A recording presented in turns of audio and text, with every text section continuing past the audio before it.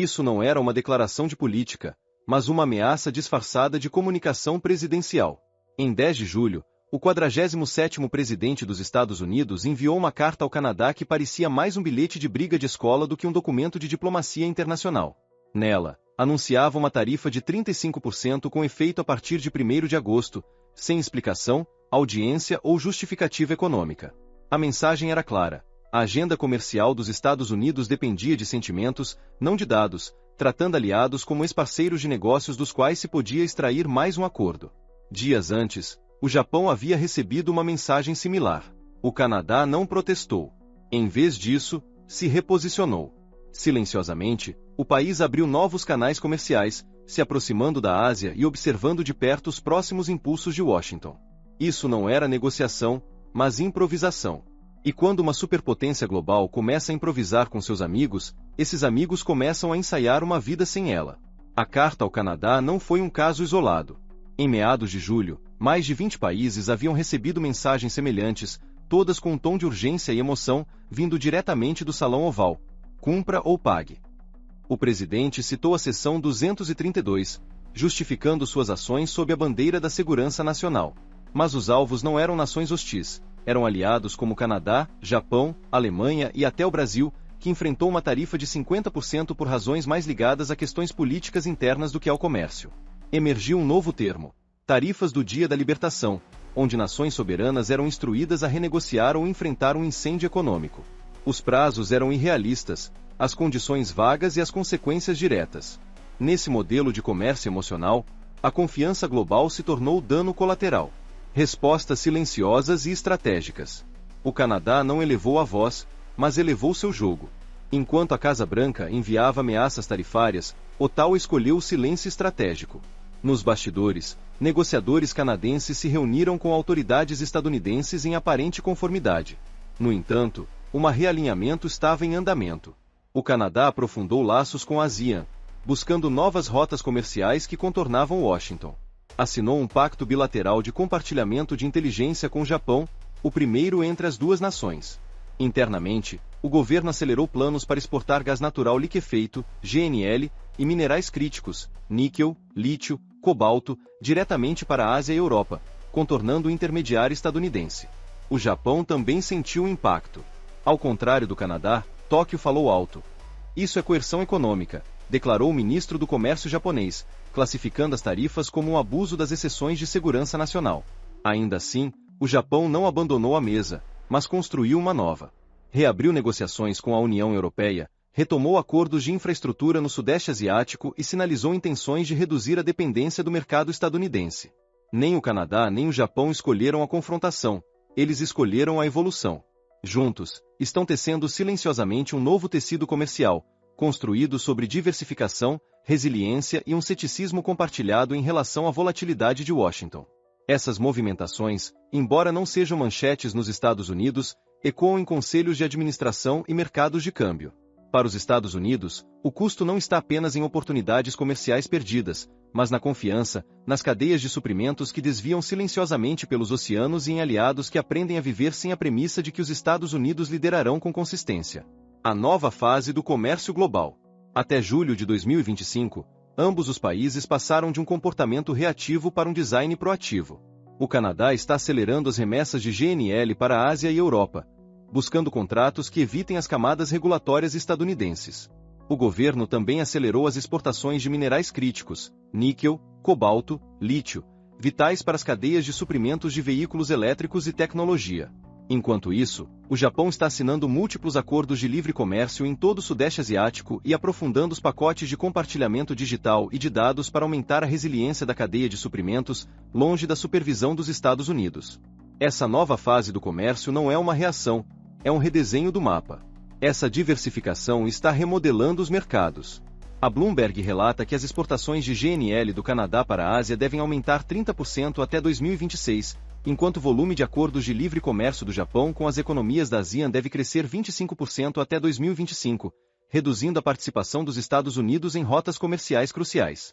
Essas ações podem cortar cerca de 12 bilhões de dólares por ano das receitas de exportação dos Estados Unidos em energia e minerais, o equivalente a um impacto de 0,2% no crescimento do Produto Interno Bruto, PIB, dos Estados Unidos. O efeito cascata é pessoal. Contas de energia podem subir à medida que as usinas de gás dos Estados Unidos perdem volume, e as empresas de tecnologia dos Estados Unidos podem pagar mais por minerais de grau de bateria. Fazendeiros do meio-oeste que plantaram soja, assumindo exportações estadunidenses, agora competem com alternativas canadenses precificadas para a Ásia. Operadores portuários na costa do Golfo já estão transferindo capacidade para Vancouver, sinalizando que a vantagem logística dos Estados Unidos está diminuindo. Para os consumidores dos Estados Unidos, isso não é economia abstrata. São custos mais altos na bomba de combustível, na loja e em seus dispositivos. Para os trabalhadores, são empregos perdidos em setores antissustentados pelas cadeias de suprimentos entre Estados Unidos e Canadá. E para os formuladores de políticas, é um aviso claro. As tarifas podem proteger algumas indústrias, mas quando 2 dos seus 5 principais parceiros reconstroem redes globais de suprimentos ao seu redor, quem ganha? O Canadá e o Japão não estão apenas se ajustando, estão criando um novo normal. Um ecossistema multipolar e flexível que se protege contra os caprichos de qualquer nação. E a cada novo contrato assinado em Tóquio ou Ottawa, a Casa Branca vê não apenas oportunidades perdidas, mas influência perdida. A jogada de Trump em relação ao Brasil. Com o Canadá e o Japão reconfigurando o comércio global, a Casa Branca se voltou para o Brasil. No início de julho, o 47º presidente anunciou uma surpreendente tarifa de 50% sobre as exportações brasileiras, incluindo carne bovina, café e cobre, com efeito a partir de 1º de agosto. A medida foi justificada não por desequilíbrio econômico, mas pelo julgamento do ex-presidente Bolsonaro, a quem chamou de vítima de uma caça às bruxas. Ele ordenou uma investigação da Seção 301 sobre o comércio digital do Brasil, um movimento amplamente visto como a transformação do comércio em uma ferramenta de penalidade política. A resposta em Brasília foi rápida. O presidente Lula e o vice-presidente Alckmin convocaram conversas de emergência, mobilizando uma força-tarefa para proteger as indústrias atingidas pelas tarifas. O Brasil aprovou uma lei de reciprocidade, preparando medidas retaliatórias tanto econômica quanto legalmente. Empresas de carne se apressaram à medida que as exportações de carne bovina, a espinha dorsal dos hambúrgueres dos Estados Unidos, foram redirecionadas, ameaçando as cadeias de suprimentos e já elevando os preços da carne nos Estados Unidos. Comerciantes de café correram para entregar remessas antes de agosto, antecipando um forte choque de preços para os consumidores estadunidenses. Os mercados brasileiros caíram. O real enfraqueceu em mais de 2%. No entanto, analistas financeiros notaram a menor dependência do Brasil do comércio com os Estados Unidos, apenas cerca de 12% de suas exportações, e seus crescentes laços com a China e os BRICS deram a Brasília margem de manobra. Mas as perdas são reais e compartilhadas. Compradores dos Estados Unidos de produtos brasileiros enfrentam custos mais altos, apertando as famílias estadunidenses na mesa do café da manhã e prejudicando as indústrias dependentes de importações de carne bovina e café. Isso não é uma batalha comercial. É política externa transformada em arma.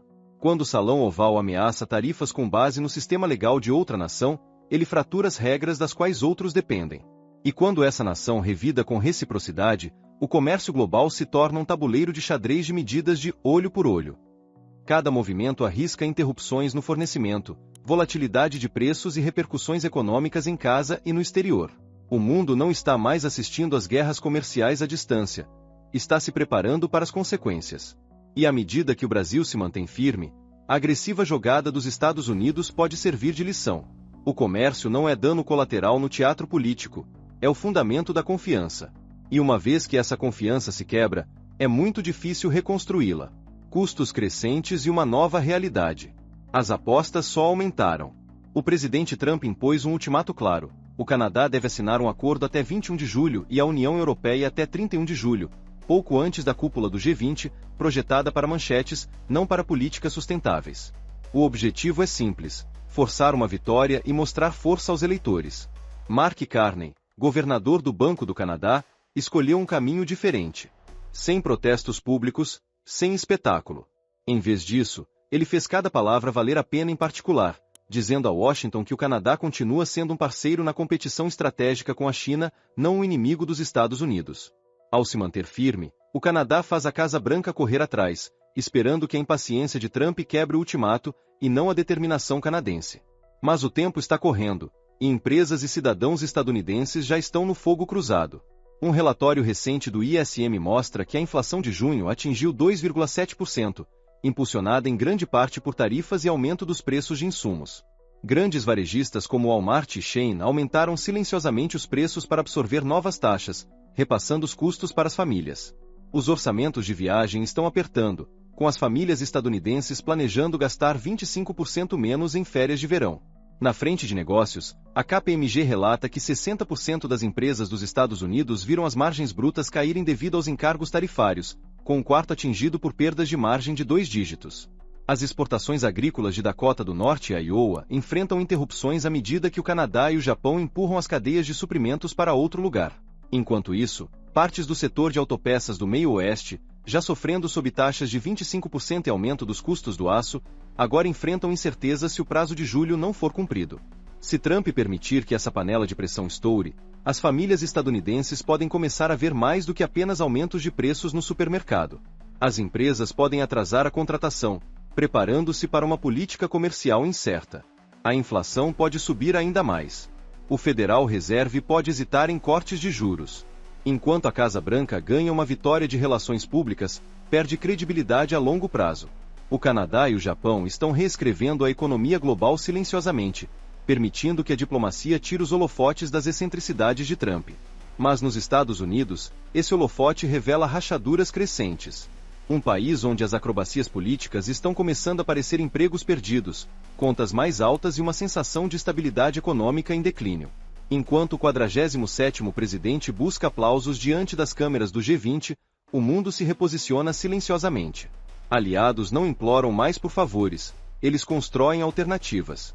E enquanto Washington emite ultimatos de portas fechadas, Ottawa e Tóquio elaboram suas próprias regras. No final, não se trata apenas de tarifas ou prazos. Trata-se de uma Casa Branca que aposta confiança global por ganhos de campanha. A questão agora é, quando a poeira baixar, os Estados Unidos ainda serão vistos como um parceiro ou apenas mais um jogador em quem ninguém confia no jogo que antes liderava? Para continuar atualizado, veja o vídeo a seguir, tenho certeza que será perfeito para você.